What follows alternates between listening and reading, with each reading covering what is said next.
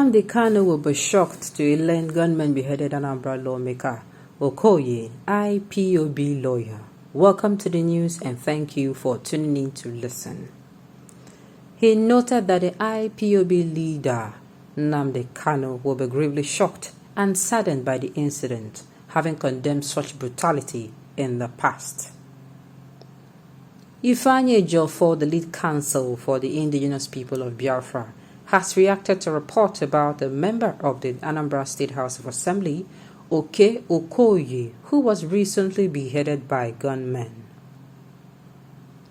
Ķ1ŁŁ, the lawmaker representing Agwata 2nd State Constituency in Agwata, was abducted last Sunday alongside Cyril Ķ1ŁɁ, his campaign director. Anambra State Governor Ķ1ŁŁ has said during the week that efforts were ongoing to rescue the lawmaker from his abductors.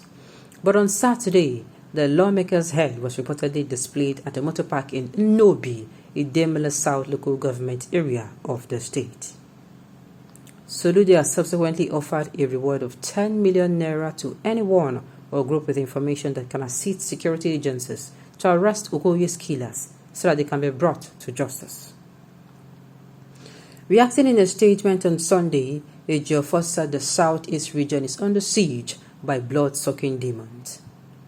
He noted that the Ipob leader Nnamdi Kanu will be gravely shocked and saddened by the incident, having condemned such brutality in the past.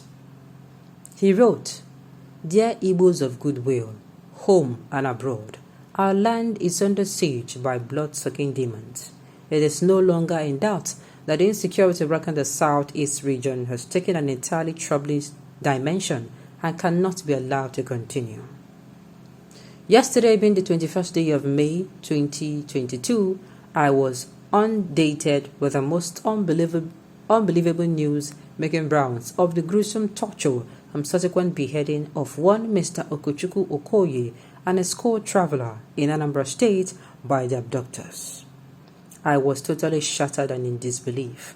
I kept making calls until late into the night to ascertain its authenticity, and very sadly, this has been confirmed as true. This is related in a spree of mindless and barbaric killings that have been going on in the southeast in recent times. We Igbos have been known for hospitality, love, and open-door policy to all and sundry. We take pride in being industrious by making something out of nothing, wherever we find ourselves on this planet Earth. May I assure you all at this point in time that my indefatigable client, Nnamdi Nnamdi Kanu, will be gravely shocked and saddened by this deadly act too, having previously and severally mandated me in the past to condemn such barbaric acts on his behalf. No doubt our enemies have boldly infiltrated our land and now operating unchecked. Hence, there must be an immediate stop to this deadly act by these blood-sucking demons currently desecrating our land. We therefore call on every well-meaning person living in the southeast to join hands together to provide relevant information that would help to fish out these marauders so they are publicly dealt with in line with the dictates of the law. It is the collective responsibility of anyone to rise to this challenge. This is not in our culture and certainly not our style. The time is now. There is no doubt that whatsoever the criminals are on the rampage. These monsters that kidnap for ransom have no connection whatsoever with the freedom fighting movement.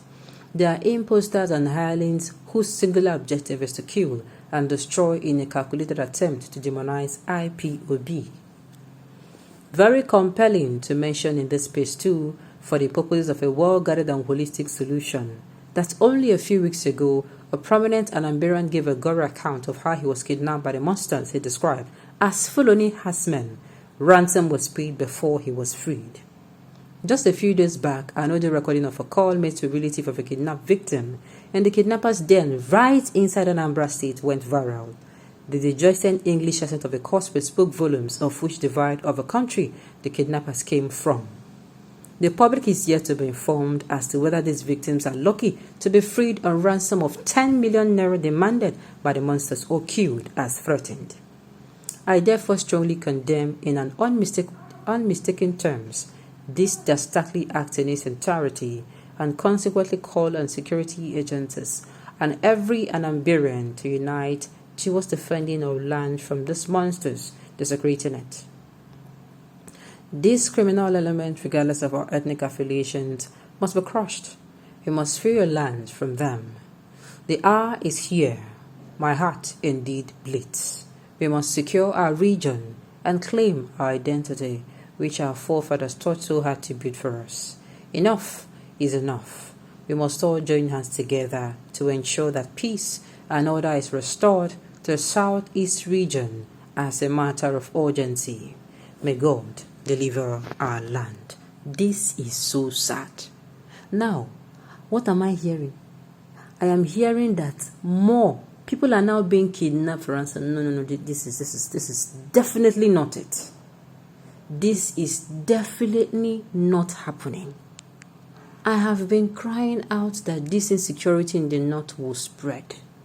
That the reason that they have not spread to the south is because they don't see a reason to. Now they have found a reason to. This is why I kept saying this thing will get out of hand. I do not know what is so wrong. I keep seeing in all of us, the government, they are supposed to be held responsible. Why? What is there? Which masquerade will catch you if you call for dialogue? Are the cabals going to kill you and the members of your family? I don't understand why dialogue cannot be solved. I am saying this so that it is when this southeastern crisis now is solved that the government can now face the one in the north squarely. Yes. There's insecurity here, there's insecurity here, you don't know the solution. The one in the southeast has a solution, of which several people have come together. Even elders from that place have called and told you, sir, please, temper justice with mercy. Release this man. And even recently, the cries are now more, the callings are now more, the suggestions are now more, that the government should do what? Should toe the path of dialogue. That when you have freed this man, watch how he is going to speak to his people. Then you can now be able to trace where this thing is coming from.